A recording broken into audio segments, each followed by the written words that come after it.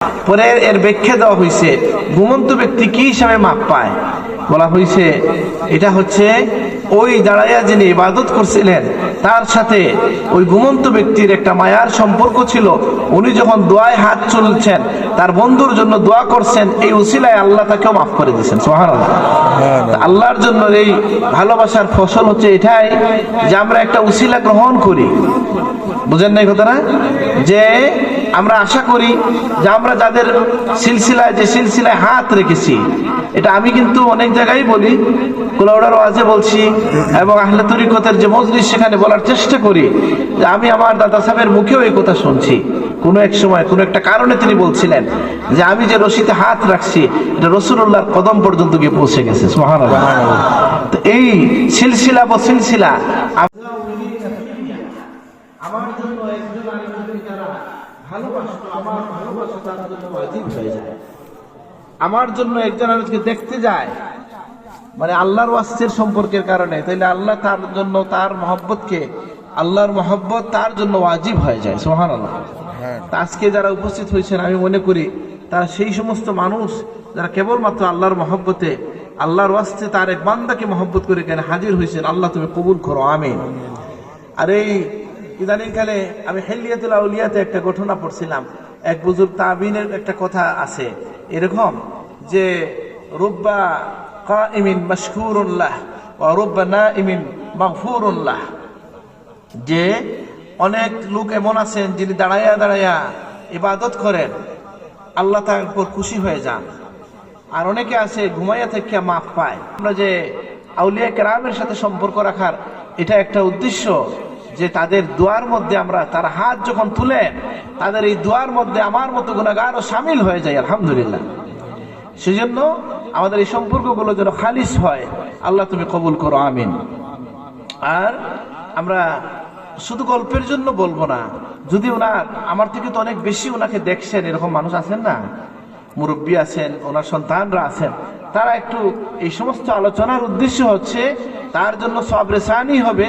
সাথে সাথে আমরা যেন আমাদের জীবনে এই যে এই ঘরের মধ্যে আমাকে একজন দেখাইলেন যে একটা বাচ্চা কি করছে, কম কাঁদছিল দেরিতে, এই জন্য তার সমস্যা হচ্ছে, অথবা যে বাচ্চা কাঁদে না সে মারা যায়, জানেন কি না? কান্নার মধ্যেই জীবন, এটা বুঝতে পারেন? এই জন্যই তো আল্লাহ তাআলা বলছেন ফালিয়াদহাকু কালিলাম ওয়ালিয়াবকু কাসীরা, তোমরা হাসো কম কাঁদো বেশি। তা আমি তো অন্যান্য ব্যাখ্যাও দিচ্ছি, এখানে এত কিছু রেকর্ড হচ্ছে, সব কথা আমি বলতেও চাই না। যাই হোক, হয়তো রেকর্ডগুলো কি বন্ধ করবেন? আমি যেটা বলছিলাম যে এই যে কান্নার ফজিলতের কথা তো আমরা বহু শুনলাম হাদিসে, কোরআনে, আর এখন দেখি আধুনিক বিজ্ঞান এসা কান্নার পক্ষে কথা বলতেছে। রিপোর্ট পড়লাম বিবিসি বাংলার, যে ওখানের মধ্যে লিখতেছে কান্নার কি কি উপকার, এর মধ্যে কতটা লিখছে যে মানুষ কান্নাকাটি করতে পারে। আমরুটি সাহেব খুব বেশি কানতেন বললেন না, এখন আমি নিজে দেখছি, এখানে গল্প শুনলাম, আমার গাড়িতে যে লোক ছিলেন আব্দুল কাদির নাম ওনার, এই ওনারাও একই কথা বললেন যে ওনাকে সবাই ক্রন্দনকারী হিসাবে চিনেন। তো এটার দ্বারা কি ফায়দা? বলে এটার দ্বারা যেমন আখিরাত সুন্দর হয়, যেহেতু আল্লাহ নির্দেশ পালন হয়, যেহেতু রাসূলুল্লাহর ফজিলতে হাদিস বলছেন, আবার দুনিয়ার ফায়দাও তো আমরা দেখি। বলা হচ্ছে কি যে কান্নার সময় যেহেতু মগজ থেকে পানি বের হয়, এই জন্য মানুষের ব্রেইনটা শার্প থাকে, মাশাআল্লাহ। আর কি কান্নার সময় যে মানুষের চোখে পানি আসে, যেন চোখটা ভালো থাকে, আলহামদুলিল্লাহ। কান্নার কারণে মানুষের বুকটা হালকা হয়, এই জন্য হার্টের রোগের সম্ভাবনা কমে যায়, আলহামদুলিল্লাহ। আর কি বলে কানলে চেহারা সুন্দর হয়, সুবহানাল্লাহ। তাহলে যাই হোক, এটা ওনাকে স্মরণ করলে আমরা এই বিষয়টা বলতে পারি। এবং আমি আরেকটা বিষয় আমি ধারণা করে বলছি, এটা ভুলও হইতে পারে, যে দেখেন উনি যদি সরাসরি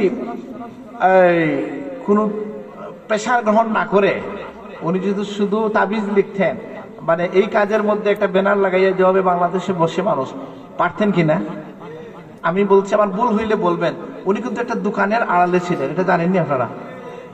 এটা কি বলে যুগে যুগে সুফিরা এই কাজ করছেন, যে মানুষ তাকে মনে করছে যে উনি দোকান দিয়ে বসছেন। আসলে দোকান তো একটা অজুহাত, কারণ কি নিজের পরিচয়কে আড়াল করা। বহু তাজকিরাতুল আউলিয়া খুললে আপনি এটা দেখবেন, বহু আল্লাহর ওলির জীবনে এটা ছিল যে তারা একটা পেশার মধ্যে ব্যস্ত থেকে নিজের মূল পরিচয়টাকে তারা লুকাইয়ে রাখতেন। সুবহানাল্লাহ। বুঝেন নাই? আমি ইশারা করলাম, এই এলাকার সব মানুষ কি বুঝতে পারেন নাই কথাটা? বুঝতে পারছেন? তো এটা বলতে গেলে সময় লাগবে অনেক। আমি যখন ওনার এখানে বসছিলাম এবং আমি আশ্চর্য হয়ে গেলাম যে উনি কি এখানে বসতেন? বলে হ্যাঁ। এবং আমাকে নিজেও উনি বলছেন যে হেমোপ্যাথির ব্যাপারে উনি কিছু প্রেসক্রাইবও করতেন। তো যাই হোক, আমরা যেটা বুঝলাম যে আল্লাহ সুবহানাহু ওয়া তাআলা এই যে আল্লাহর ওলিদের কাছে আসার কয়েকটা ব্যাপার। একটা হচ্ছে আমরা আল্লাহর ব্যাপারে আমাদের মহব্বতের প্রকাশ ঘটাই, আল্লাহরকে চিনার জন্য আল্লাহর ওলিদের কাছে আসা। এই আমরটি স্বামী দুঃখ বলছেন যে মানুষ খালি ফোনই তো আয়, আল্লাহ ফাইবার লাগে কেউ আয় না। বুঝেন না কথা না? ওলি আল্লাহদের প্রথম কাজ কি? ফুতাবিজ দেওয়া না আল্লাহর ব্যাপারে আপনাকে পরামর্শ দেওয়া? মুর্শিদ মানে কি? ইরশাদ করবেন, পথ দেখাবেন, আল্লাহ প্রাপ্তির পথ দেখাবেন। কিন্তু এটা জানা রাখবেন, আমি কিছু বড় বড় কথা বলতেছি মনে হচ্ছে, এটা কিন্তু পারা যায় না। কেউ যদি না চায়, কেউ যদি আইসা পরামর্শ না চায়, এই বিষয়গুলা বিস্তারিতভাবে জোর করে বলা যায় না। এই জন্যই আপনাকে কি হইতে হয়? মুরিদ হওয়া, বায়াত হওয়ার উদ্দেশ্য হচ্ছে এটা। তা আমি খুব সংক্ষেপে দু একটি কথা বলে শেষ করতে চাই। খুব ভালো লাগছিল আর কি কথা বলবো। এটা একটা ভাগ্য আমার, অনেক সময় আমি আসতে পারি না, যখন আসি সময় থাকে না। কি করা যে এই দিনে শুধু এই দিনের জন্য থাকতে হবে আর কি, এই এলাকায় থাকতে হবে।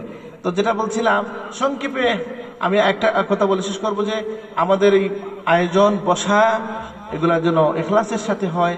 আমরা যেন আমাদের আউলিয়া কেরাম যারা হক্কানি আল্লাহর ওলি ছিলেন তাদের শিক্ষাকে ধারণ করি এবং এর মধ্য দিয়া তাদের যেমন ইসালে সব হয়, ঠিক তেমনি ভাবে যারা ভুল বার্তা ছড়ায় বিভিন্নভাবে, হ্যাঁ, তাদের ব্যাপারে একটা জবাব হয়ে যায়। এই জন্য এই সমস্ত আল্লাহর ওলিদেরকে পরিচয় মানুষের সামনে তুলে ধরাও আমাদের একটা দায়িত্ব। কারণ এই বেজালের আড়ালে ওনার মতো মানুষ তো, ওনার তো কোনো কার্ড ছিল না, ওনার তো কোনো সাইনবোর্ড এইভাবে ছিল না।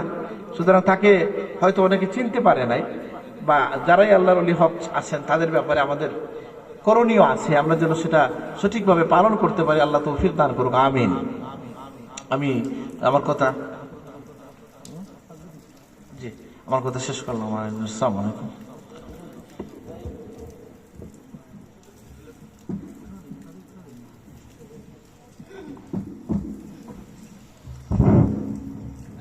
দুইজন ছাত্র আছে এই মাদ্রাসা থেকে এবছর তাদের হিফজ সম্পন্ন করেছে।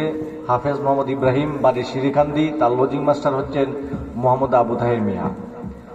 দ্বিতীয় শিক্ষার্থী জহিরুল ইসলাম, বাড়ি আউরা হবিগঞ্জ। তার লজিং মাস্টার মোহাম্মদ সাবু মিয়া, অত্রগ্রাম। তাদেরকে পাগড়ি পরিয়ে দেওয়ার জন্য সভামঞ্চের পক্ষ থেকে সবিনয় অনুরোধ করি।